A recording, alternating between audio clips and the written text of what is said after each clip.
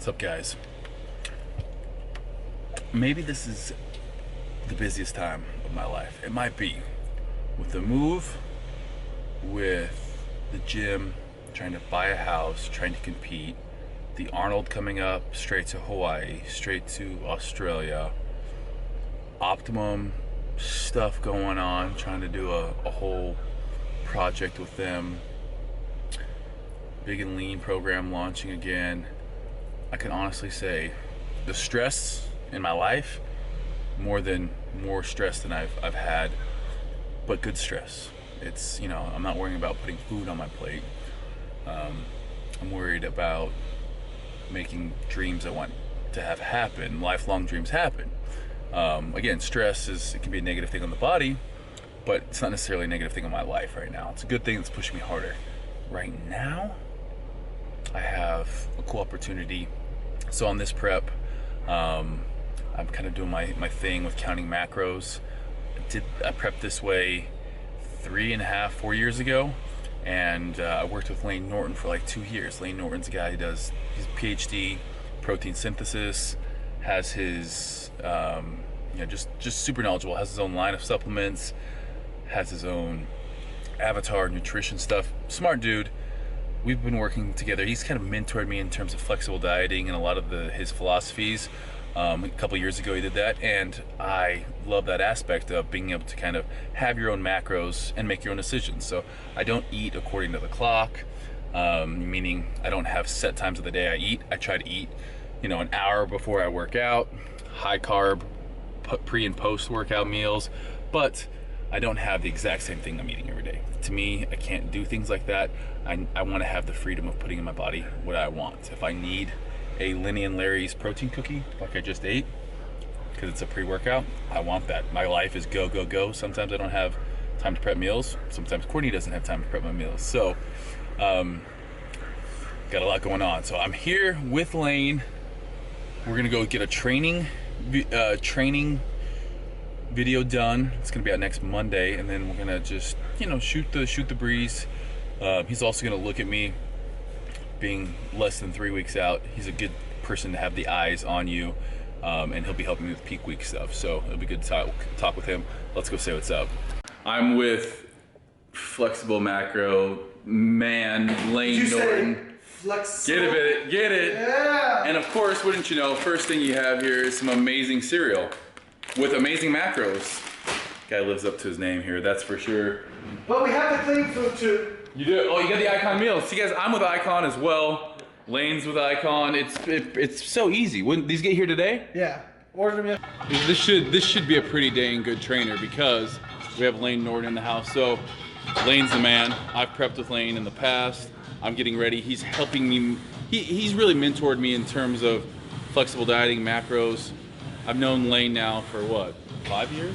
Longer than that, 2009 when we started working together. Was it that long ago? I think so, yeah. So probably like 8 years now. It's been a while. It's been a while. And We're old now. Lane's seen me even at my worst. I'm like, Layne, I'm binge eating here in California. I don't know. Again, like there's highs and lows stuck through with me. So we're here in Arizona. We're gonna be getting a little bit of a powerlifting session in. Yeah, we're gonna do half powerlifting, half bro.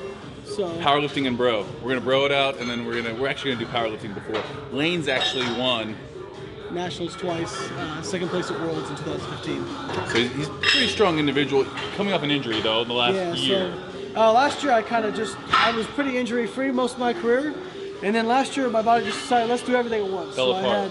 I had 2 herniated discs in my neck, a hip injury, herniated disc in my lower back, and a bulge disc in my lower back. So the only good news from all of that is that maybe we're not gonna have to change a ton of weights for me. I might be able to hang out with him on some of these lifts. But yeah, I got chest day today. We're gonna do some rack pulls right now. Yeah, we're gonna do some rack pulls. So I do 1 day a week where I pull my competition style, which I pull sumo. Okay. So, but I do another day a week where I'm pulling in a rack because it's a little bit less distance. Yep. I don't have quite the same back angle. Gotcha. Takes a little bit of pressure off my lower back, but I still get some pulling volume in. So, kind of modifying what I do to try and work with what my body does now. Gotcha. So, basically, I'm old. So is that what he equates to? Yeah, that's why I'm spending all this time, mobility work and humping the ground, so I can be, mobility. I've actually the last year or so, my followers have known that mobility for me has been so crucial. Being as that I travel a lot, international flights, my lower back has been placed. Oh, yeah. If I'm squatting heavy, the next day I feel in my lower back. If I'm doing some deadlifts, which I'm not good at, I'm feeling it in my lower back. Even, you know, on my back days, pin lay rows, anything like that, my lower back is the first place to go. So I've been trying to strengthen my core, and then also keeping that lower back and hip flexors, my hips super tight. People don't realize that actually, like, getting your lower back protected is so much about this, so much about your core. It's almost, people think about, you know, on a squat or a deadlift, arching. Yep. But arching doesn't do anything if your core is not engaged. Yep. So you're actually, this is what protects your lower back. So you'll actually see me use a breathing technique when I lift here, called the Valsalva maneuver, where I'm trying to create a lot of core tightness, and you'll see that when I lift. And that's why you popped so many belts before. Yeah, actually, I mean, I've had lever belts over the years, and I've popped 3 different levers. Actually caused a lot them of force to burst. And one of them I wasn't even lifting. I was getting ready on a deadlift, and to brace, and I popped it. Yeah. So that's quite a bit of pressure. All right, we'll jump into the powerlifting set.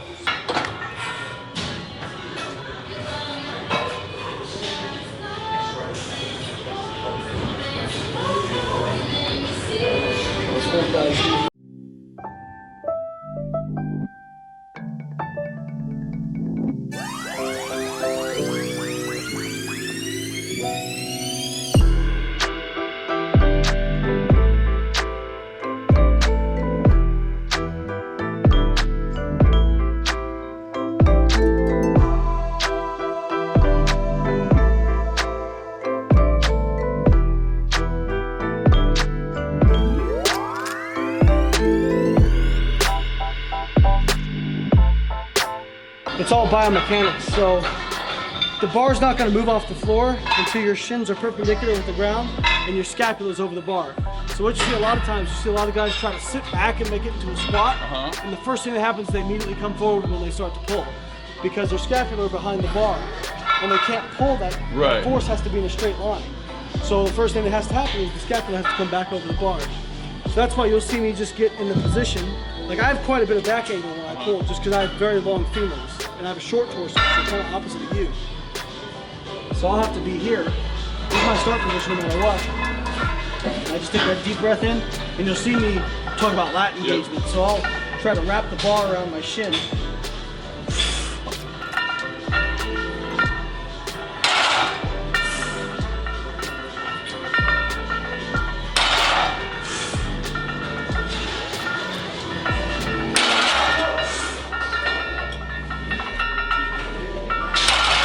In that position, once I got my lats engaged, I'm just thinking about trying to get my hips forward. Just steady from the side here. So I really watch my lats.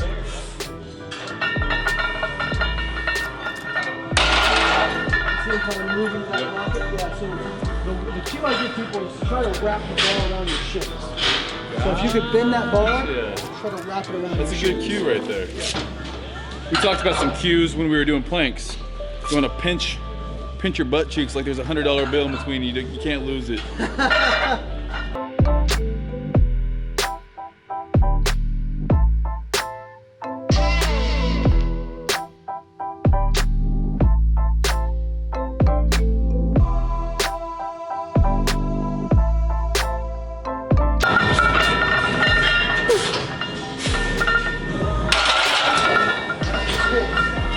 The other thing I would say is, so teach you the Valsalva. So this is to create core tightness. So when you take a deep breath in before you lift, take a deep breath, so, but then hold it, press your tongue into your mouth. You feel your core get tight? Anybody at home, taking a deep breath, press your tongue into your mouth, your core will get tight by default. It's true. And you just drive your core Never even thought about that. Yeah. Everybody that do that blows their mind. They're like, oh, what's that going to do? I feel like my lower abs. Yeah. Like your own build. So take your deep breath in, lock it in, engage your lats, drive your hips forward.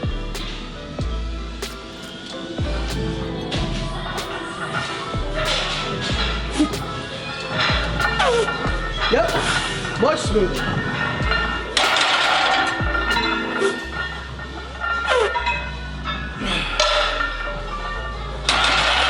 You know the difference? Yeah, I did. that looked like one movement as opposed like when you were doing 1 or 2 plates, you would kind of break here, come up, and then drive forward. Gotcha. Right? So now you're just, it's literally a hip hinge. You're just wedging your hips forward. That's all I thought about there. It's just.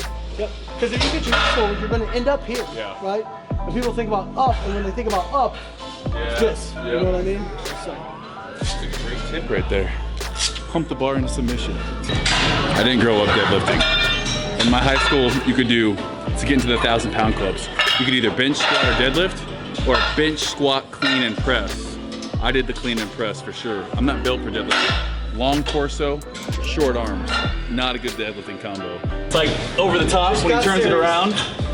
Most of the people watching this won't even know what over the top is because you guys are too young. It's a damn shame. It's a damn shame. Yeah, turn your hand around. Switch flips. Nope.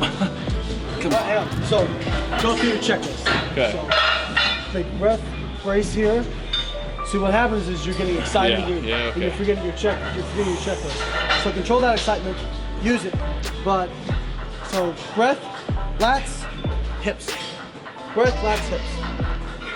Tongue at the top of the mouth on the breath. Tongue, lats, hips. When you're doing rack pulls and Layne tells you you need to do the next set in your socks, you got to make sure your socks are both right side out. That one was inside out. Yeah, those are skulls on there. Coming for it.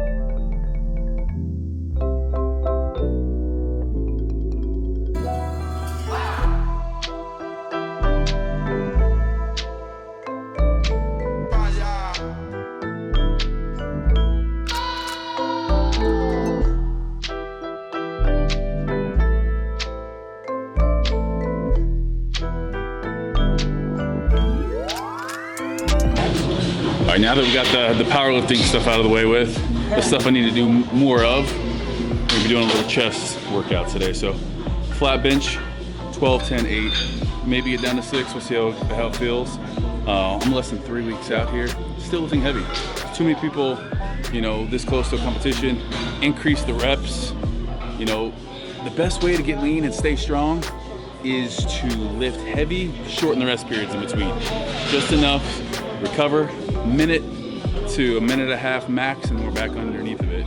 You actually, if you've been doing this your entire prep, you get used to it and your muscle endurance gets better.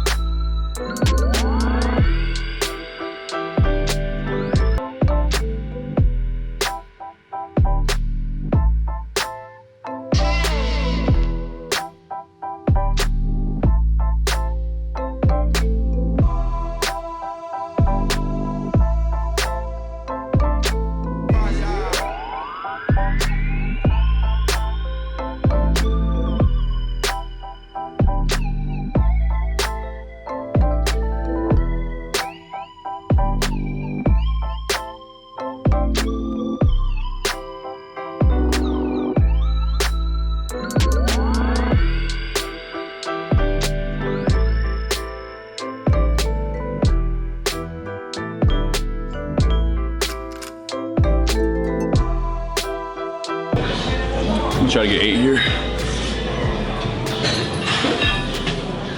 2, 3.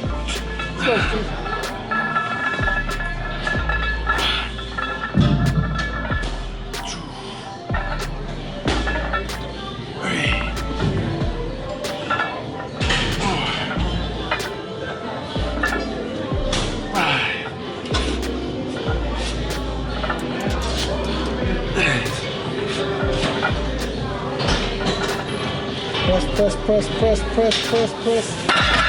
Got that pause on there. Makes it hard, doesn't it? Yeah, it does.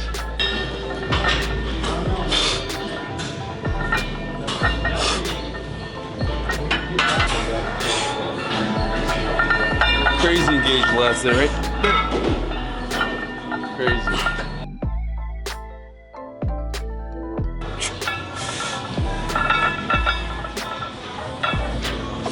Yep.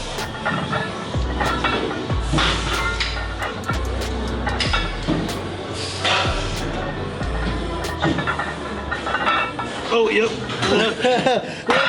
That gets a little different. Yeah, I mean, and what happened was you're so used to hitting that spot. Yeah. Could you feel your get real tricep heavy? Yeah. So that was that like 3rd and 4th reps. You were I wanted to go back to where it was. Exactly. All of a sudden it was like almost like a half skull crusher press. Memory. I'm going back to pressing this like a bodybuilder. No more powerlifting. It's hurting my ego. See that hat go backwards? Can't really do that on a bench. Yeah. See, that's why I wear headbands. Much easier. I like the headbands. You rock Right? those every now and then. I cut my hair though just to make it easier. Yeah. This is the key right here. 1, 2. Go, Steve.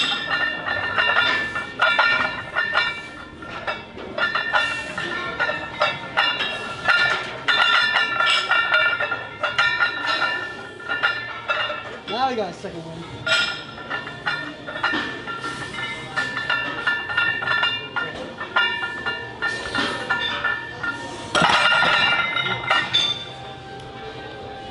Woo.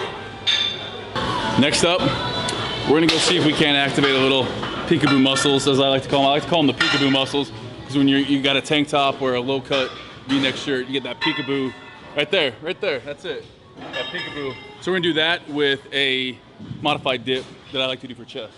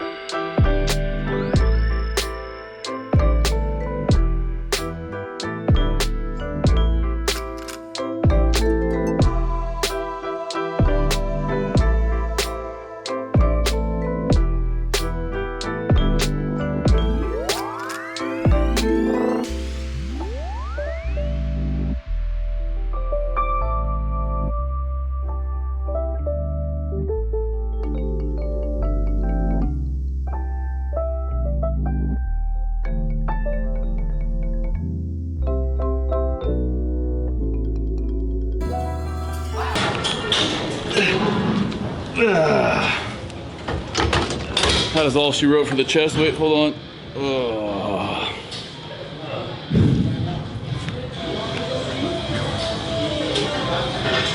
That's the Lane Norton shot, I remember. That's right. Here, I'll put the photo in. I'm gonna embarrass myself now.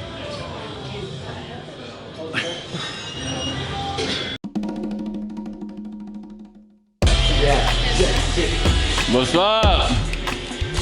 Just in here, getting ready to pose, having a meal that Courtney made for me. Guys, I might have the best girlfriend ever. Hi. I like that hat too. Thanks, boo. We're here with the one, the only. This guy is the master. Say hello to Kenny.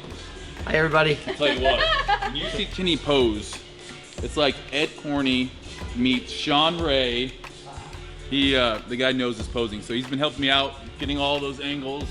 I just got a decent chest pump in, so. You can't start posing yet. I'm just giving a little preview. I'm actually gonna finish my chicken and rice here, and then I'm not gonna show you guys the routine because where's the fun in that, but you can see a little bit of the work we're doing. My back pose has changed like crazy because Kenny has helped me bring out more width, even a little rear delt starts popping, and that was my biggest weakness, I thought. Not that you guys really care, but for those of you out there that are interested in men's physique, definitely want to check out Kenny's stuff.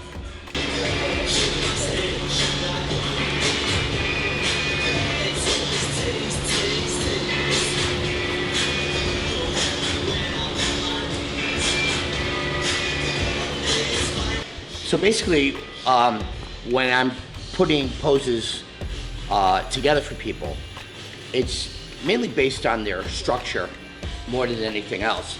And then what I do is once I find out what the structure is, I put poses together that will complement, that particular structure. So there's nothing there's no cookie cutting going on over here.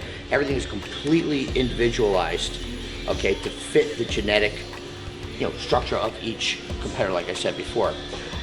So I look at the angles, what angle will really accentuate the strengths.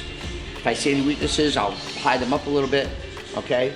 And then we just put a bunch of poses together for the routine, make the poses for the front and back for the mandatories as strong as possible, and we just let it rip from there. And I can tell you this right now, I thought I was decent at posing. It was something that growing up I liked to do, and I never worked with anyone with posing before, but working with Kenny, I absolutely see the advantage of working with him because of the fact he sees things that I don't. Like, I always came in with my knee kind of angled, more powerful, hand changed up a little bit, even just angles with front and back. These are all little things that having him definitely helps me out. Again, women's bikini, men's physique, classic physique, he's done it all. So definitely having the person, again, when you're prepping for a show, you want to eliminate as many stresses as you can. So if you have somebody with a set of eyes on you that's helping out with diet, you might be very knowledgeable, but even when it comes to posing, having somebody who's there saying, hey, look, what you're doing is on that pose, you're angling too much, you need to square off, maybe get that elbow closer. All these different things really help you out when you're putting together a confident, polished package on stage for the judges. Absolutely.